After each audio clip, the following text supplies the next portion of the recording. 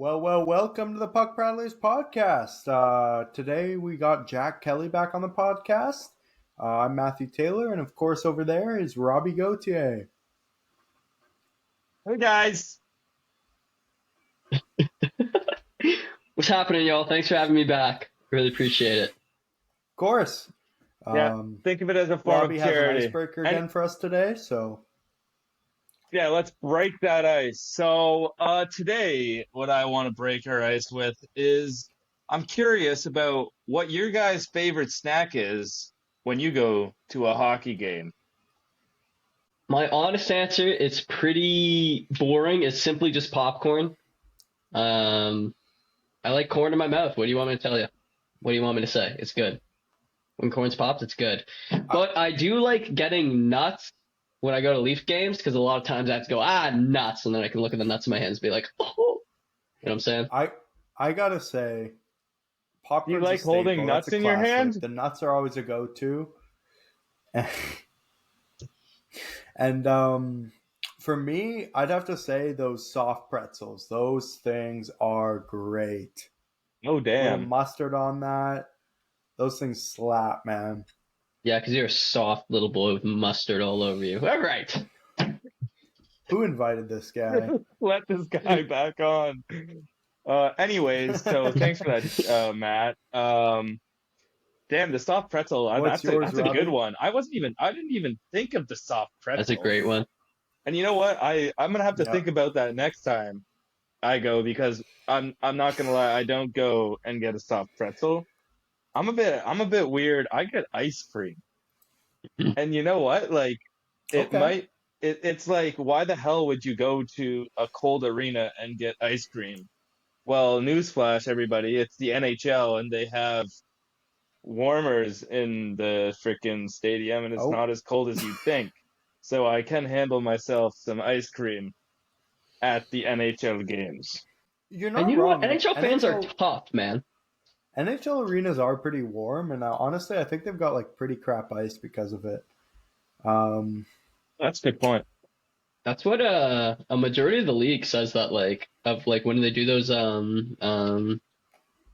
anonymous player polls and stuff. They literally say over half the ice in the league just sucks. Well, yeah, Which think makes about sense considering the they're warm their places. entertainment venue. Yeah, warm places, but also it's not permanent ice. Like they're constantly moving it in and out for Yeah. other events in it as well too, which is not going to make it great either and stuff. But I know you like think... Sorry, go ahead. I was just gonna say I know like the best ice is places like Winnipeg, Edmonton, Montreal, Detroit with their new building has really good ice, and then like really bad ice is like Florida. LA has really bad ice because there's so much stuff going on in that stadium that's constantly getting moved. Anaheim Can doesn't I have just great ask where you're ice, but then getting like some this information from? the streets. The streets are right in my ear Oh, all the right, time. yeah. I trust the sources. Yeah. But I gotta say, like, I know that they got to keep the arena warm for the fans and all that, but I think like you at a pro level, you'd have a better refrigeration system or freezing system, whatever. Especially if you can have like games that like, okay, Lake Tahoe is a bad example, but like when they had those games in Vegas, like Well, coming even up the to like stadium 10 series, years ago. like LA Anaheim a few years ago. Or Not a excuse me, few, I say but, like, Vegas. I meant I meant in LA and in San at like Francisco Dodger as well Stadium, too. right? Or Angel Yeah. Stadium, maybe. I don't know. They had one in LA in Dodger Stadium, and then I think they had one in the 49ers Stadium in Santa Clara. And Okay. it wasn't great, but it was okay. It was decent. Like it's crazy to have ice when it's like, what, 35 degrees Celsius. Yeah, but I'm no ice technician, so who knows? No, you're not. So, shifting Nice. shifting things to the NHL, and we got to finish our divisional series here. We're on to the last division. We have the Central Division, and we've got our first team in the Central who's got off to a pretty hot start. They're top of the standings right now in the Central. The Colorado Avalanche. Jack, what have you seen from the Avalanche this year?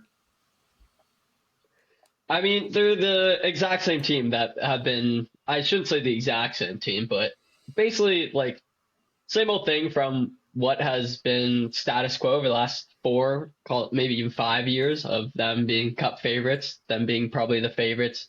Maybe not right now, considering how goaltending has been. Goaltending hasn't been great, but they did win a cup with Darcy Kemper in that. And no hate to Darcy Kemper. I know he's an active listener of the pod, so I don't want to shit on him too much.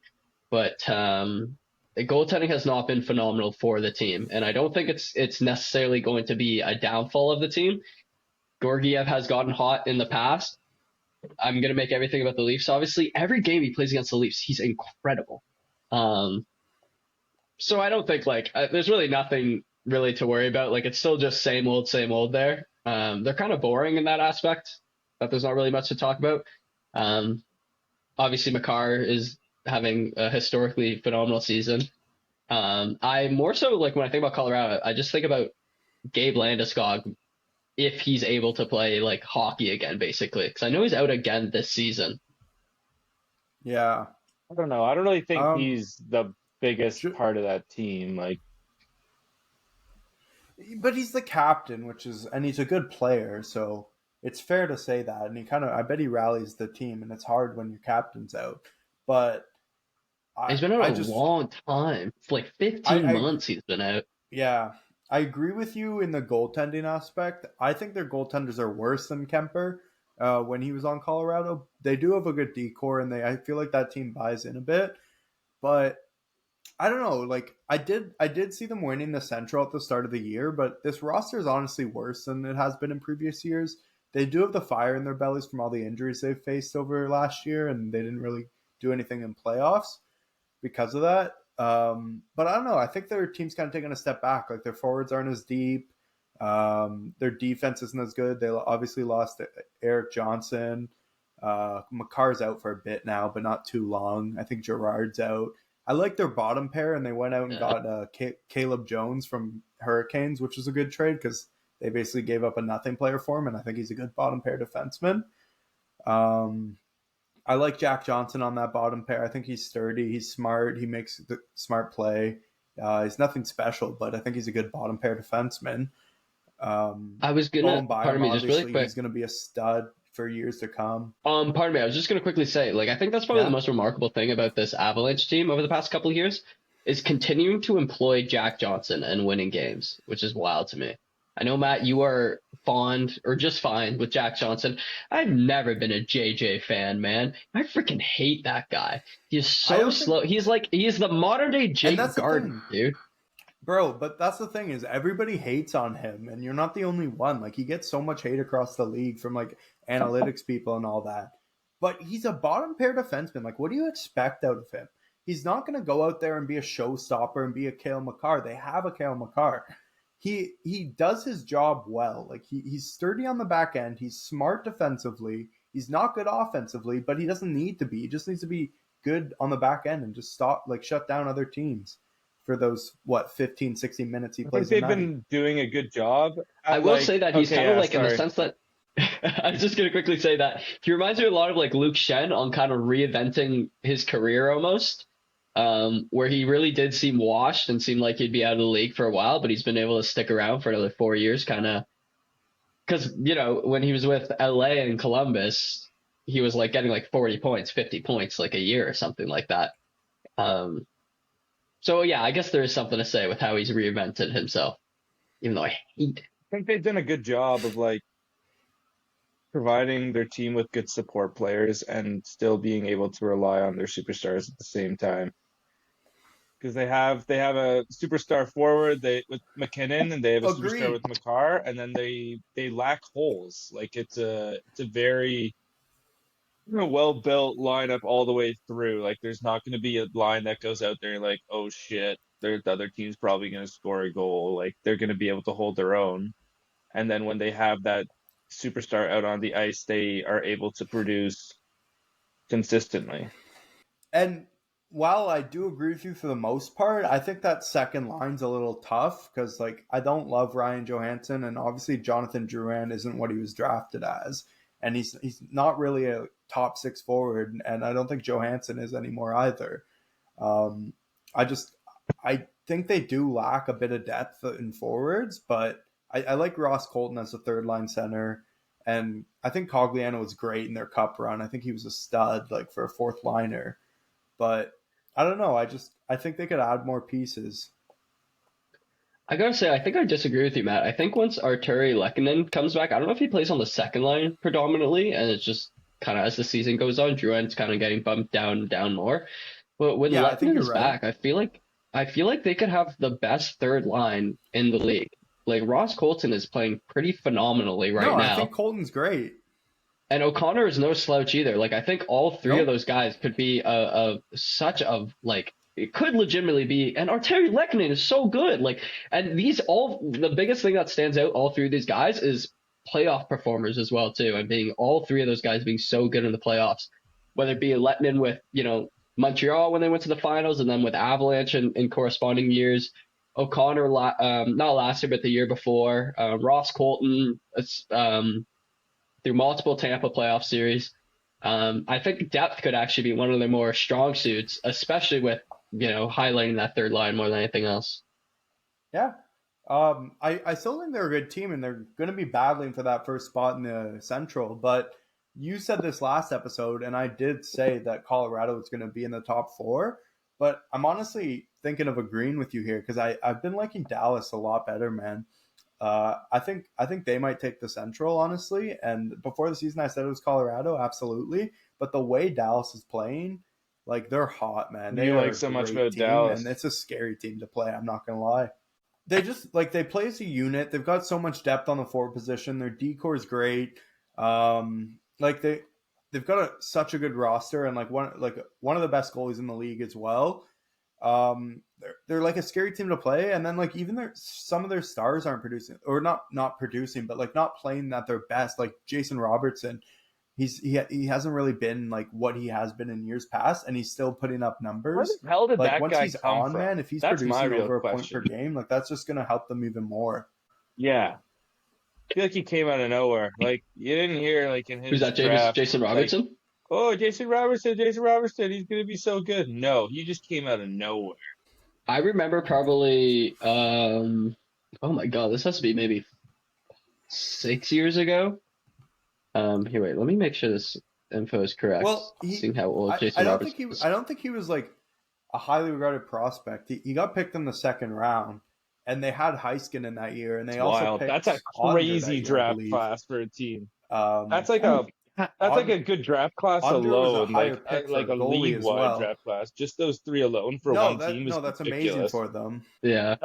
Those are some great franchise let's not players. talk about 2020. Stützle, Sanderson, Gregg. Speaking of Ottawa, why is Ottawa only played 19 Gregg? I don't even know who Gregg is. That's so weird. You don't know who Ridley Gregg is?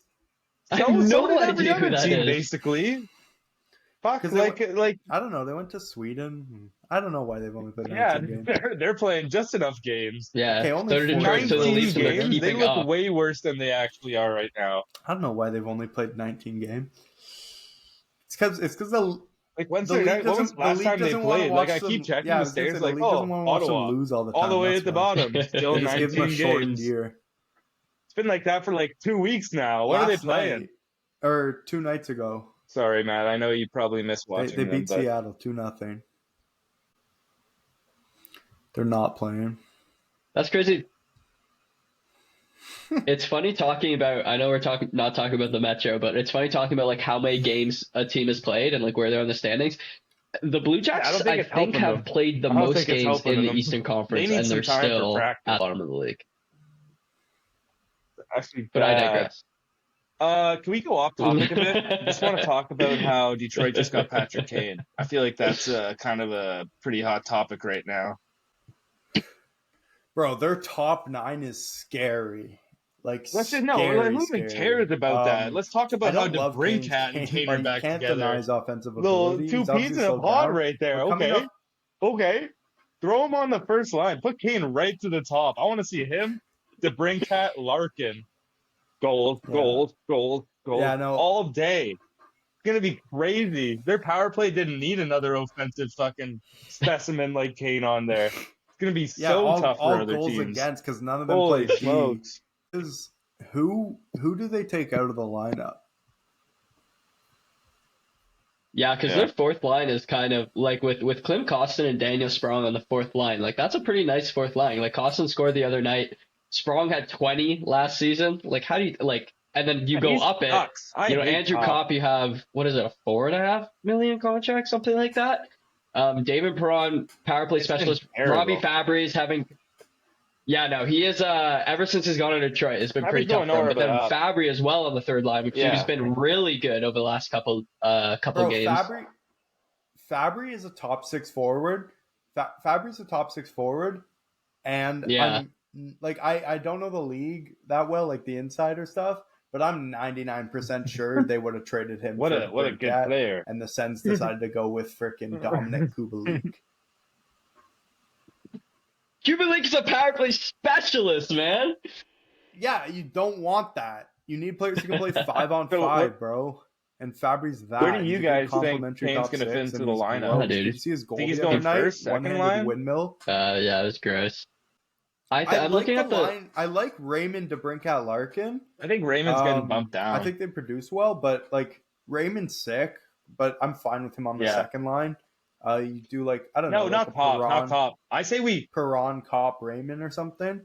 But even then, like No, I'm just saying that's why there's- their top nine's so nasty because like Rasmussen can play I think they moved Fabry up. Rasmussen can play center. Fabry can Yeah. play in the top six. Like they have so much going for them, and then that like Jack said, Yeah, that he's fourth line's so so good. Yeah, for sure, and I don't blame them for that because he's skilled as hell. But what pisses me off is like Costin might get bumped out of this lineup, and he's such a good fourth liner. Like, Yeah. if he's gonna get bumped out of this lineup, you might as well trade him because like in the playoffs for Edmonton last year, he was one of their best forwards, and he didn't Yeah. play a lot. Like for when he played, like he was on it. Like he forechecks hard. He's good with his stick. He's smart. He makes good offensive plays. Like he's a great forward, especially for that fourth line.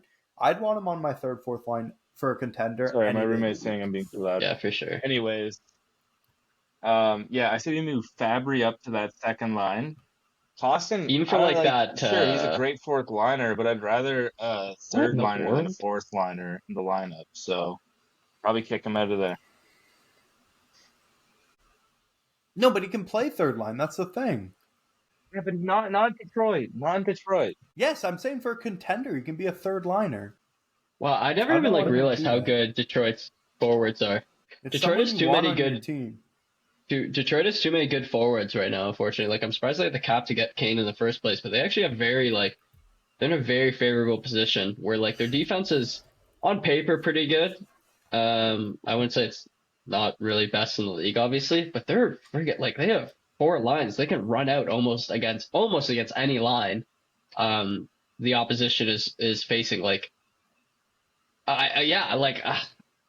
it's crazy to think you have to take someone out of this lineup when they are a bona fide. Like every guy in this lineup is a bona fide NHLer. Yeah. I think they'll slot Kane. They have DeBrincat on the second line right now. I'm He's not very familiar good, with yeah. Joe Villano's game very well, who's left wing on the first line. He has been but- great this year. Is he He took steps. Like he's a strong like force on offense. He protects the puck well. He can make plays. Like he's smart. He's got good vision, good execution. so you He tell took me he's steps not this going year. out of the lineup. Oh, definitely not. So I would imagine Kane goes on the second line. Like he says that, of course, a player's going to say this after an injury that he feels even better than when he had 92 points, not last season, but the season before. But I think even if his skating is dropped down a bit, which I think is being kind of people are overreacting on a lot.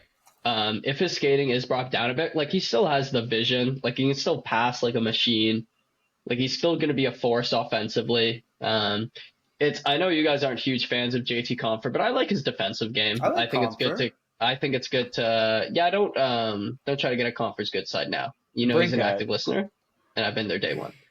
My Um, thing is, you need to put a scorer with Kane. Like he can That's make DeBrincat. plays. They got DeBrincat on that side. No, absolutely. Yeah. I'm So, saying he can make Traditionally, plays, but, Larkin is a shooter. like he still needs good players around. No. him. I want. Sure. Oh, fine. Let's go back to Anyway, Dallas. since we got Robbie's Detroit talk out of there, let's shift back to the Central. 19 games, Um, Matt. 19 games. All right, who's next? Okay, so back to the Central. It's been a wild start for Minnesota. No pun intended, I mean. I think it's been very disappointing. They've been very underwhelming. I think their roster looks good, but like their goaltending's been asked to start the year. They've kind of got screwed by that. Like they're a low event team. I think their decore's pretty solid. You got Spurgeon. Can't even think of his name right now. Brodin, Faber, all solid defensemen. Middleton's there. He's a good second pair, bottom pair guy. They're battlers and they have pure will up and down their lineup and they buy into the system to win. They're just playing like ass, I think. Like they rely too much on their superstars and they don't have much skill to rely on that. Like I think Zuccarello's always underrated. He's a great player. But when you just rely on Kaprizov and Boldy to do everything and they're not doing everything every game, and then you get bad goaltending mixed in with that, their it's just a superstars are recipe not for being disaster, and it superstars, kind which of is a big shows in problem. the standings right now. Do you think then that like they'll be able to like? Do you think it's just a funk, or do you think they'll be able to get out of it, considering their kind of grit and grind game? I think that they can still make playoffs. I see them slotting into that, like maybe a wild card, maybe the third in the division, because I don't think the division's that strong, to be honest. TBH. You TBH. TBHing me right now? TBH. What? I think they'll make it. Love Boldy. He's a great player. He's super skilled, smart. He works hard. He's intense, good on the forecheck. Kaprizov's obviously Kaprizov, one of the best wingers in the game. But neither of them are point per game right now. And if you need a good mix of skill and work in your lineup to make playoffs and be good in playoffs, I think that their style of play fares well in the playoffs once they make it. It's just they have to make it there. I do see them making it. I think they'll get out of this funk. Their goaltending's too good not to. They're just playing like ass right now. Like I think they have two starters, a 1A, 1B. Obviously, I'm a big fan of Philip Gustafsson, and he hasn't like proven himself in the league. But like last year, he was pretty money, and like he was good in playoffs as well. I think I'm not sure statistically if that's true, but watching him, like he moves well, he's squared up to the puck, he's positionally sound. He's a smart goaltender. He's got good vision, and like he definitely like I don't know. He looks like a good goalie.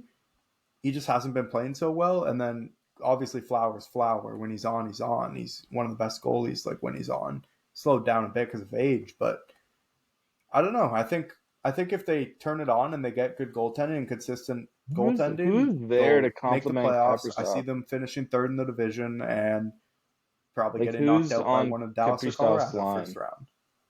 You got Zuccarello, who's really good, And then, I think Marco Rossi. Marco Rossi's a rookie, but still he's super skilled. Admittedly, I've not seen a ton of Wild games this year. I know statistically though, I don't know what you're talking about goaltending. Statistically, the goalies have been like I know obviously team in front of them hasn't been playing that great, and there have been guys on the Wild that have said that throughout this season. But it's like I mean a huge talking point this season I see online all the time is how much Gustafsson regressed. No, I'm not like I'm saying that the goalies have been bad to start the year, statistic wise. Like they've Matt, been really what I bad. heard They from need to turn it you on. I think they're is both good goalies, but you I'm just said saying they've that been bad to start the Gustafsson Honestly, and year. Fleury is the Jack, I'll best back you tandem up in on the that. That's league. exactly what They're I going heard. for Matt. I did Jennings not say and that. Vezina. Okay. I'm Like telling you you said, you're they wrong. have two starters, 1A, Okay. 1B. I'm telling you but you've been wrong no. and you will be wrong. I'm gonna solo this podcast. Yeah, They do. I don't know who invited you, Absolutely Jack, do, for but they next just haven't been episode. playing We're that having way. a I still think Yeah, they're professional great next goalies. episode we're gonna have a podcast. bit of a shake-up with the Bro, host. I'm So soloing you guys, this podcast. The next podcast is only about hockey cards. We need There he Robbie's is, dad for Peyton those Keller, cards. the I'll man get the people himself. listening.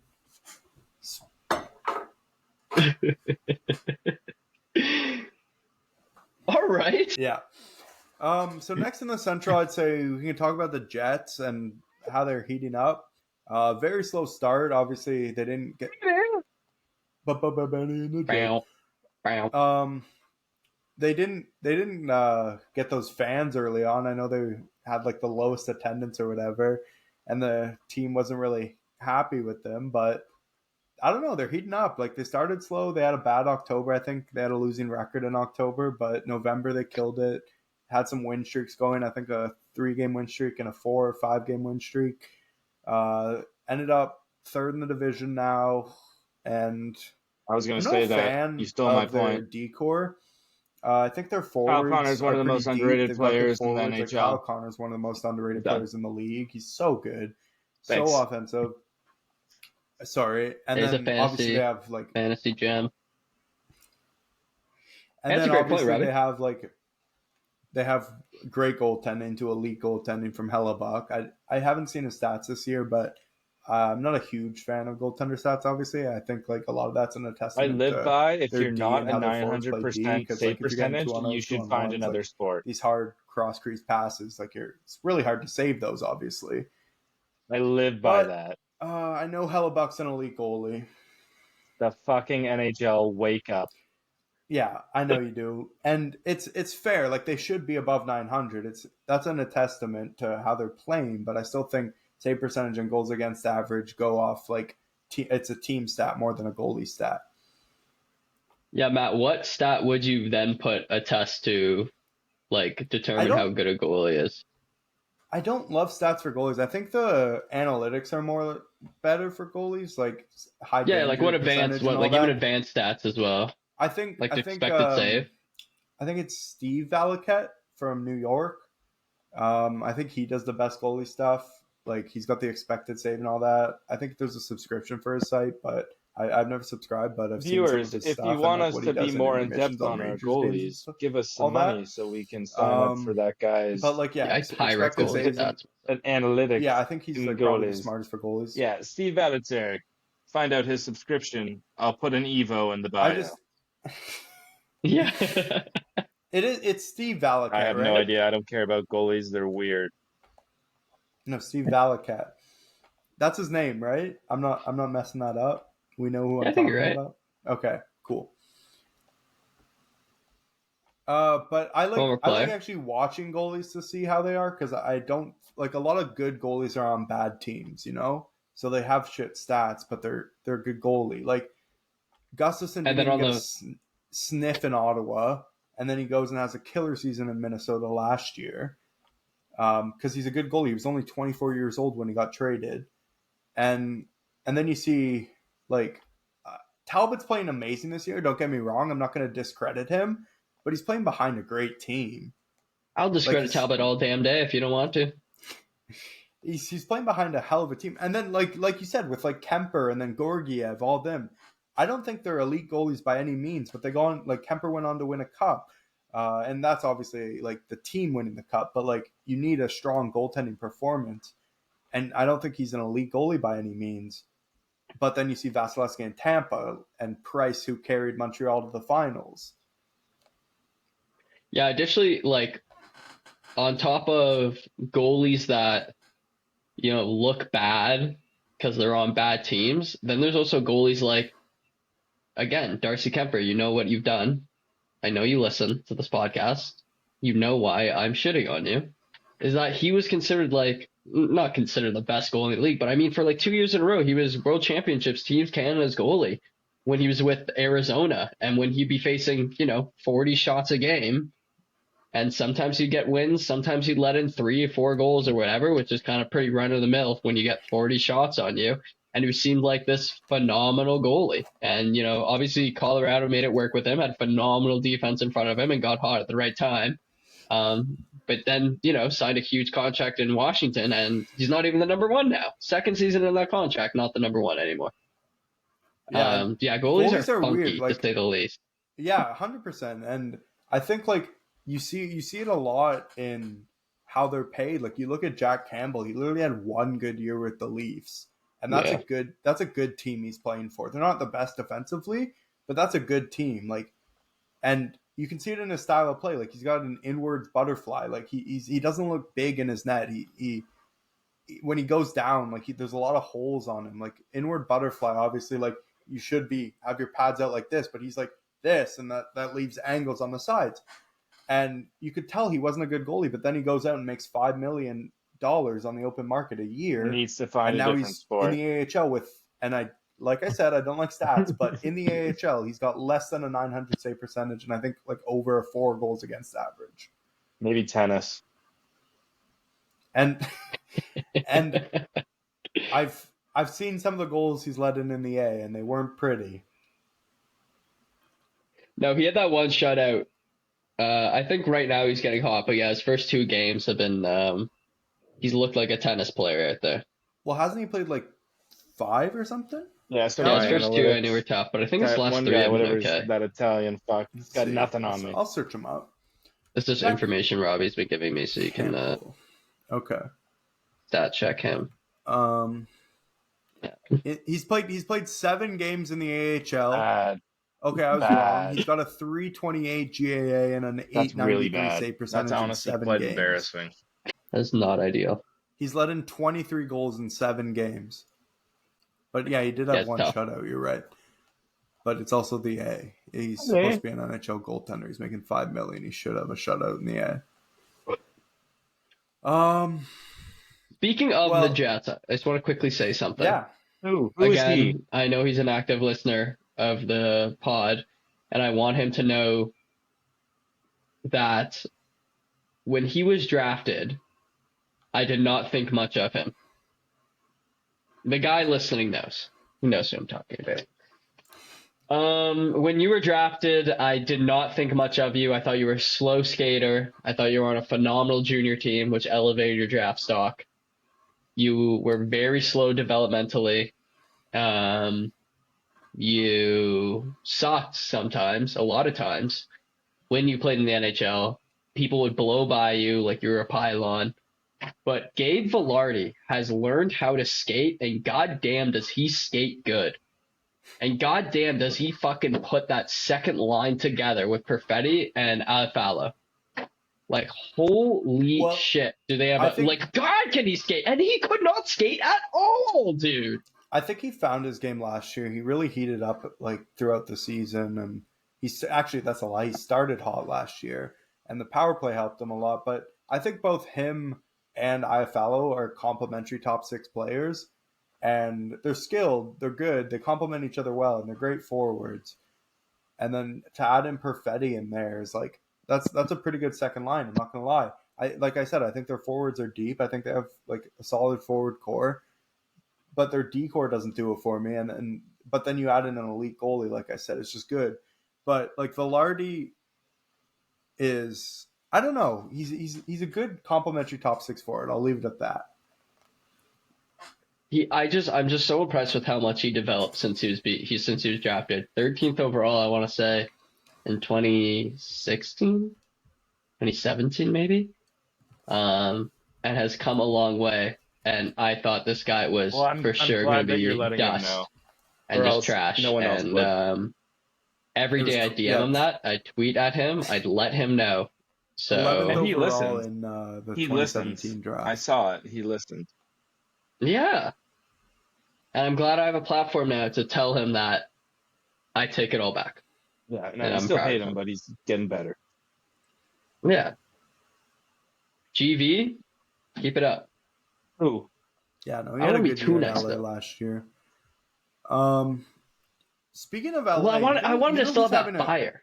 You know who's having a great year in LA this year? Quentin frickin' Byfield Yes, guy dude. is a beast on the forecheck.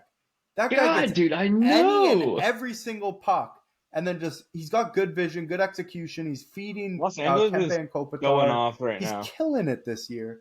That is, in my opinion, Los and I Angeles might be is going biased, off right one now. of the best first lines in the league. Okay, we're gonna disregard Los that because you are Angeles is biased. going off but- right now. LA's hot, man. They're a great team. I think this is the year they make it out of the first round. I know we already talked about the Pacific, but they've got such a good roster. Like I know they lost Iafallo and Vilardi, but still having like PLD on your third line, he's not like an elite player by any means, but having him on your third line helps. When Fiala's on, he's a game breaker. Like I said, one of the best first lines in the league. That second line's gross. And then when you get Arvidsson back, who's been out all year, like that's a money maker. Having him for Very playoffs, underrated player. very underrated player. He's Happened gross. to Nashville. That man. was such a good trade a few years ago. What was it for? Like That a was so fourth? tough for Nashville. Yeah, it was for like a 4th round pick or a 3rd round That's pick crazy. or something. And then you add him back into the mix. That gives you a righty for the power play again. which helps the 1-3 power play because you can put him in the slot. And then, yeah, like they've just been playing so well. I think they're one of the best teams in the league right now. Super hot. They're rolling. And if they play I'm Vancouver, saying they're gonna. sick. But if they play They've Edmonton, seemed to I think they win this year. found their stride. Yeah, no kidding. No, Crazy Edmonton's still a take. good team. Edmonton's still a good team. They just need to find their goaltending. Anyway, yeah, they're heating up It for is very sure. warm. But enough about the Pacific. Let's talk about them Coyotes in Arizona. Oh, classic hot topic. Because it's hot in Arizona. But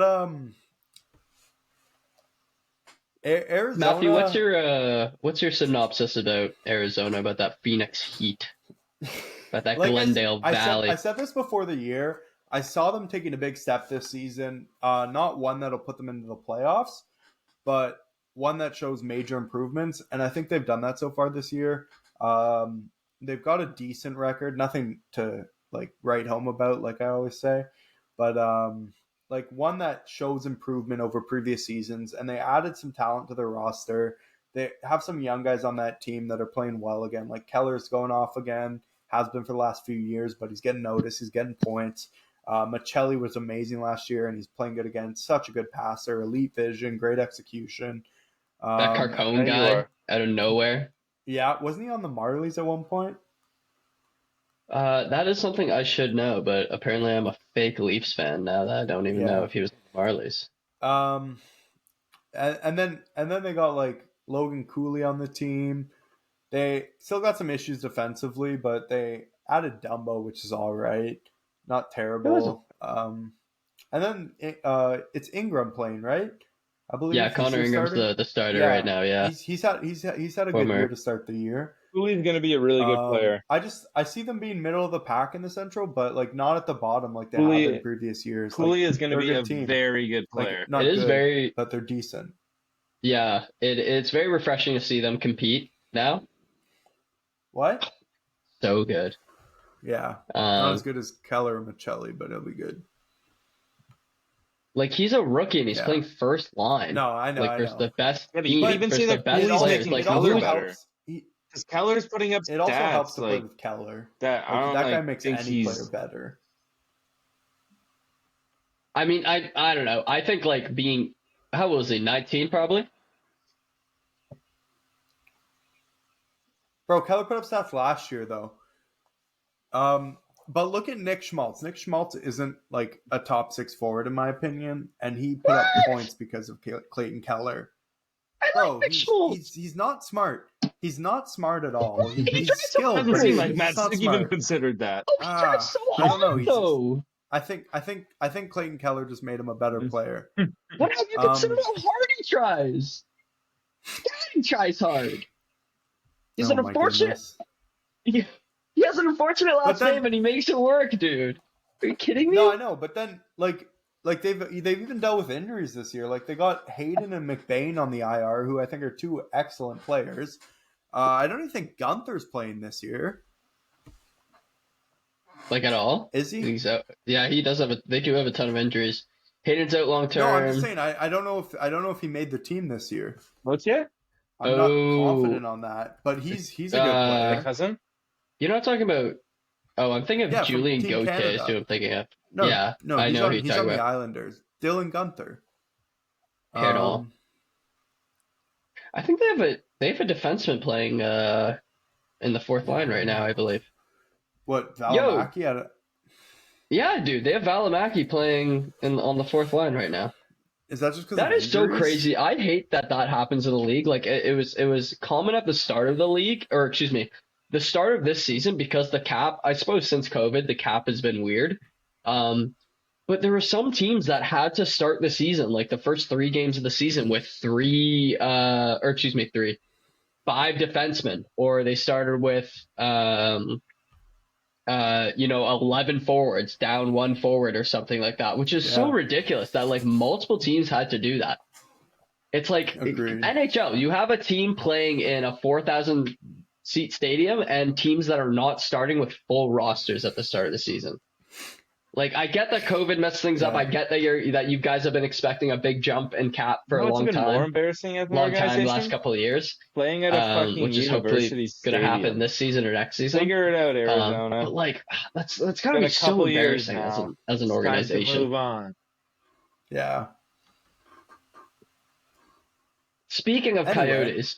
Coyotes, So then we have the Preds, who, while I did believe at the Who? start of the season their roster was good enough to make the playoffs, Who is their main point I'm producer? gonna have Like, to backtrack they don't on have that a because forward they just who's don't have able. the depth on forwards. Their decor isn't looking Yeah, good. but Ryan and O'Reilly. I don't think Saros can carry Come on them. now, that guy's a The gritter. Preds, He's not a point producer. probably They Philip need Forsberg, someone. Ryan O'Reilly. Yes, he is. it's really just He's a them. gritter. No, Philip Forsberg as well. They need someone who they can No, I know. But, rely on to put up big points. They Well, don't I have Who's beg called to a that. differ. gritter? he did call him a Like with two gritter. T's? I know, but you Hey, wait, should have a everyone- guy that's going to be able to. I'm sure. Forsberg's not that good. Yeah, they have Forsberg, but you can't just rely on Yeah, one well, guy. he's not that guy though. You're No, not but they that guy. do. They have You know, Forsberg. Forsberg is not that guy. And then pal. additionally, like Yossi, Bro, Yossi's a Forsberg point per is that game as well good. too. He's no Yeah, Yeah, Bring DeBrincat. Forsberg is Yossi on the gross. back What are you end. talking about?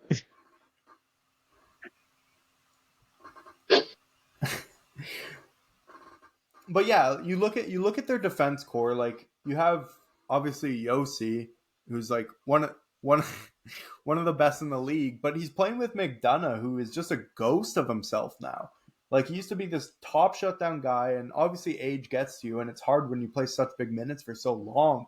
And I don't blame him, but like he's not that shutdown guy anymore. He makes a lot of mistakes, and then your second pair of Fabro and Lausanne, like that's not a good second pair. I think that's not a great third pair either, but it's what they have. And then I like Luke Shen on the bottom pair. He's a solid bottom pair defenseman, but they just don't have that decor, and they just don't have it. They don't have depth. You're saying that anywhere, like and we don't have a lot of all they really listeners. have is a couple stars and then Saros. and net. Maybe as a guest, Yeah, a little the behind the podcast, you should scenes respect for the us. many fans of this podcast. We were talking about the Preds previously and looking at the lineup. You have 100 of listeners, dude. Multiple NHLers listen to this. I know this. That's why I have to apologize so many times, dude. But previously we were looking at Nashville's lineup, and I was saying to these guys that like past like second they line don't and choose down, his last I name, can but he name was like I definitely recognize meant to play maybe hockey. 2, maybe 3 of these forwards. Who the heck is Kiefer Sherwood? Who would name their kid that, dude? Come on, Are you expecting him to play Bedard's second line in the NHL? Sherwood.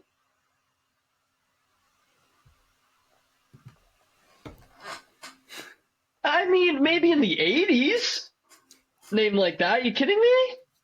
Like, this guy has too many. So we're judging hockey players based on the amount of vowels. Like, there's they just have too in many their name now. vowels in these guys' names. Like, It's this not guy about has skill, 2 it's not U's, about too many how if you hard ask they work. me. It's about how many This guy's a vowels they Y, have. K, and Oh, V in this his guy first has name. 3 O's. You He's expect me out. to be a professional He's NHLer? bad. Don't draft him. 12th round at best. Oh, Kumu. Let me tell you something. Honestly, Let me tell you something. Kiefer is a cool name. If I'm going in the corner with a guy named Kiefer, I'm not worried. I What know do I'm they getting the have to puck. build around, though? I know I'm getting the puck from a guy named Kiefer. Like, Yeah, give me his but, parents I couldn't mean, like- read. What can he do, dude? They I remember definitely watching just, like, Tomasino build around growing some of up these guys, on the but- Rebels because he's our age, But, right? like Evangelista's super skilled. I think Yeah, he he will was be a top he was 6 on the forward. Mississauga Rebels. Tomasino I playing remember fourth line my isn't buddy. great, Yeah, but like my buddy he's was better on than that He's, team. he's a skilled That forward guy as would well. score no less than love, 2 goals every Carson, and game I went I think to. he's He was great. disgusting. He will Yeah. be good. He's not Yeah, meant yeah. on the 4th line. Yeah, I didn't know he played he Rebels. was, he That's was cool. he was a very good player. He will be a good player. I think he's a very skilled player. His puck handling abilities are elite, Yeah, he and probably He I was a do sniper in see him junior as moving well, up too. and maybe being a guy on that team. He was gross for Team Canada as well when he played for World Juniors. 3 vowels in the first name, you're out. What? 2, you're You know what? really You know on how many thin ice. vowels are in Robbie? 3. That's why I never made it. 2, you're on really thin ice. 3, you do not belong in How this many league. Robbies You used do to be not in the belong in this NHL? league. I know one, Let me, Robbie hey, hang on. Fabry. You know how they spelled his Before name? we say anything about Robby. They knew what they were doing. They were a step ahead of the program. Like, wait a sec, if he's going to the NHL, we can't put 3 vowels. We can only put 2. We'll give playing him a against Y.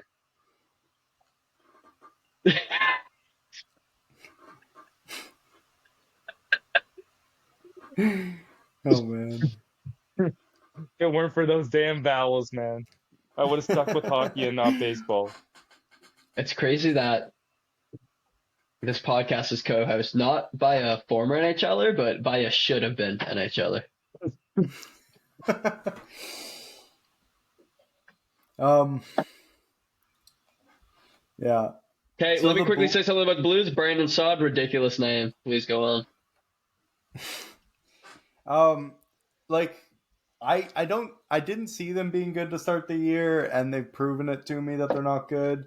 Like it's hard to, after they have been pretty good in previous years and obviously won the cup a few years ago, to see them do this, but that's what happens in the NHL is you go up and then you fall down, and they're on the way down and kind of gonna stick there for a while. It feels like they've got some skilled forwards and a couple solid defensemen on the team, but in net, man, it's a shit show. Binnington was good in the run, but I just don't think he's good anymore. Binnington's He been had one a good bit year. nice this year. Well, he's a goalie. Yeah, He's he's weird. put up all right stats. Don't get me wrong, but like the way he plays is just, it just doesn't look sustainable, and he doesn't look like a good goalie, and he's a hothead, and he just gets so emotional on the ice, which I don't think is good as a Yeah. goalie. It's funny. And- Pardon me, I was just gonna quick. Yeah, go ahead. For real. What'd you say? I was gonna quickly say that, like, it's funny. A couple of years ago, like when he was like that year that they won the cup. He started the year at the ECHL, I want to say. I might be wrong on that, but it might be something like that. And he only started playing NHL games when they were like 55, 60 games into No, I the think year. you're right, because they were like last in the league come January, and then I think they started playing him, and then they went on that tear, obviously, and won the cup, And which is awesome. I think this interview came from either the first round or the second round, but someone asked him, like, are you nervous? And he gave like a cold blank stare saying, do I look nervous? And it kind of gave a disposition of how, what has he cool said? and collected all the time. And it's just funny to see now that he's been in the league a lot more. It's like, oh, wow, that could not be You the see them more below opposite Chicago? kind of person.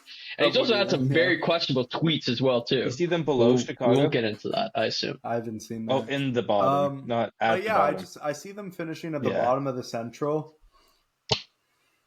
I'll tell you post pod. I don't know if it'll be appropriate for most of our audience.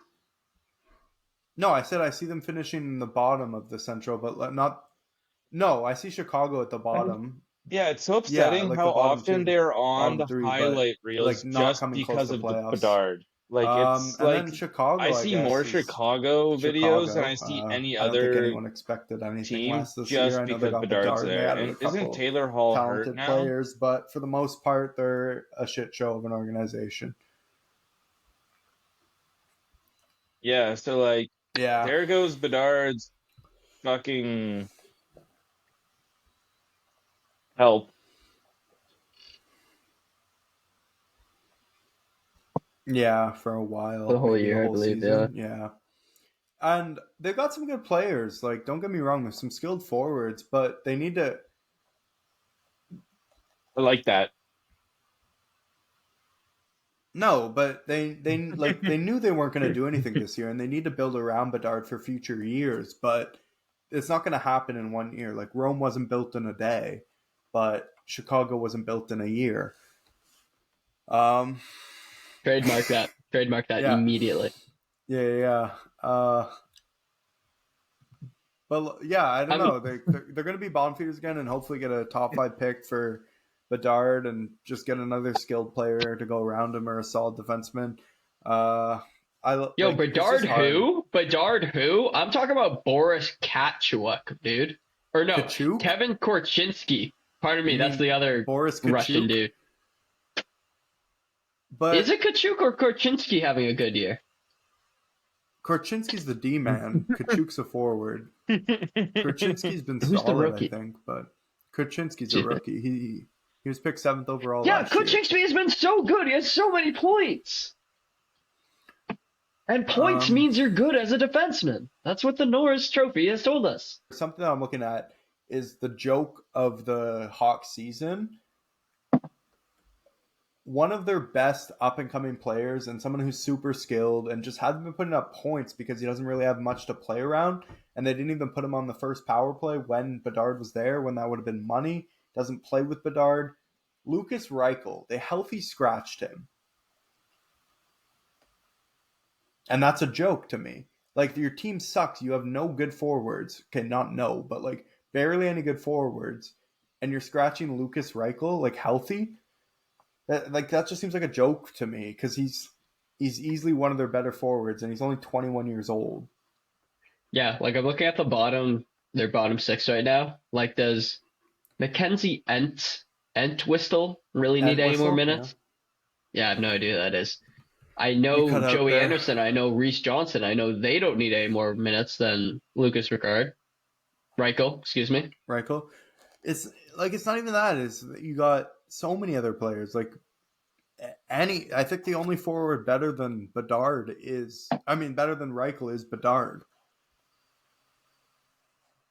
And the best way to rebuild your team is by simply playing your young guys as much as possible and giving them as much experience in the NHL as you can before, like. That's not necessarily true.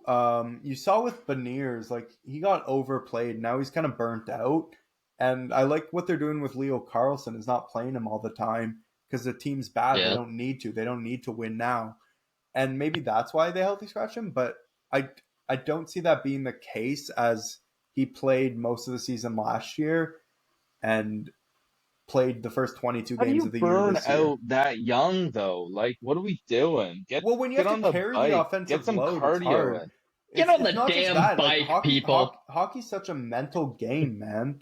And like, there's so much that goes into it, and you're playing like so Get a much goddamn hockey. sports psychiatrist. I don't give 82 a games fuck. a year. There's a lot that goes into it. Like they're going through like hell, man. You practice every single day, and then you're playing 82 games a year plus playoffs if you make it. Like there's a lot. Like of course you're gonna get burnt out if you're that young and you're not used to all that playing. And then he's not to mention he's playing like 20 minutes a night. All right, yeah, that's a bit excessive. But like, first off, you're not making the playoffs if you're doing a rebuild. No, So but Seattle we made the can playoffs weigh out last year. those games. Sorry, what did you say there? Seattle made the playoffs last year. But still. But just take this in, okay? No, but that's what I'm saying. Like that's If what you're you don't rebuilding, you need to give your young guys lots of opportunity. That's all I'm trying to but say. I think if you still play them like 40 to 50 games a year, they're still getting a ton of looks, especially if it's on the first, second line. But you don't need I think it's a smart way to go about how they're going with Carlson because he's really skilled. I think he so far has been the best player from that draft class. Not saying he's going to be, but so far he's been the best player from that draft class. He's played unreal, and they don't want to burn him out because they're not making playoffs. They have nowhere to go. Like you might as well just keep him maintained for now, and then once you start building around him, then start playing him every game and get used to that. But like just ease him into it. I like that. And it's worked out really great. Like he's really producing a lot. Yeah. The majority of games that he has played, like the team has won. I was watching a video earlier today about talking about the rookie wall, where early in the season a rookie will get really hot, and then kind of they'll go a month and a half of, hitting a wall where they're just not used to the intensity of the game and the travel and the schedule and stuff. I mentioned Pat Verbeek, the Anaheim GM, in the last episode. He's talked about the same thing in past interviews about himself hitting a rookie wall while he was playing for the, I want to say the Whalers. And so it'd be cool to see if kind of how other teams respond to that, where, most teams send it. Obviously, it's incredibly hard to get drafted and then make the team right out of camp for anyone. But maybe that changes in the future with top 5 guys, maybe even top 10 guys being able to stick around with the team with that kind of different, their own kind of special schedule, basically. It is cool to see kind of, that difference in the league, considering it's a league full of, nuances and doing things by the book and being pretty resistant to change. It's just a cool way to see how a specific player is treated in regards to the whole franchise. You think they're absolutely. burning out Bedard? Because he's getting I don't over think every 19 player is minutes going to per get game. burnt out. No, I'm not saying every player is going to. I'm just saying, like, it's tough when you go into a situation and play so much hockey and play so many minutes a night if you're just not ready for that. Like, obviously they have to prepare, but when you get thrown into it, it's tough, and you just see it with Beniers, and maybe that's just the only example, but like, he played so much last year and he was a stud, and now this year he's just not playing well whatsoever. Well, that could also be kind of Seattle, like the same though. story as Lucas Raymond. Like, he had a great first year, and then it's a lot of pressure. No, and absolutely. If it and doesn't there's always that sophomore slump that people happen talk with about. the same thing again, then like it's so mentally taxing if you're not able to produce the same, or you just get in your own head. But that's the And thing. then it's kind of just it's like such a mental snowball game. effect. What do you think determines what do you think, how do you think a sophomore slump happens? Because it's so prevalent in the NHL. That's what I'm saying. And it's like, I think how it's does that 'cause of the even happen? burnout. It's just mental. Oh, the burnout, the 2 words that word is? I The agree. burnout, sorry. It's Is even it worse one than or you two guys words? both saying the brink cats. I cannot tell you how much I cannot stand that. You know I'm allergic. I am allergic to cats. I'm allergic to you and this discourse. Well, once again, folks, thanks for listening. This has been a great podcast. I enjoyed it a lot. Better in person, but this is what we had. Sorry it took so long to come out with this episode. We were dealing with some sickness and couldn't find the time, but here we are recording it anyway. Thanks for listening to the 4-part series on the divisions. We'll get more into different hockey talk and various. I know we kind of went on ramblings today, but there'll be more of that in future episodes. We're going to get some interviews on here. And I don't know, I had a lot of fun. So if you have any questions, obviously, drop them on YouTube, drop them on Spotify. We've got the Q&A on Spotify, and this is the Puck Prattlers podcast.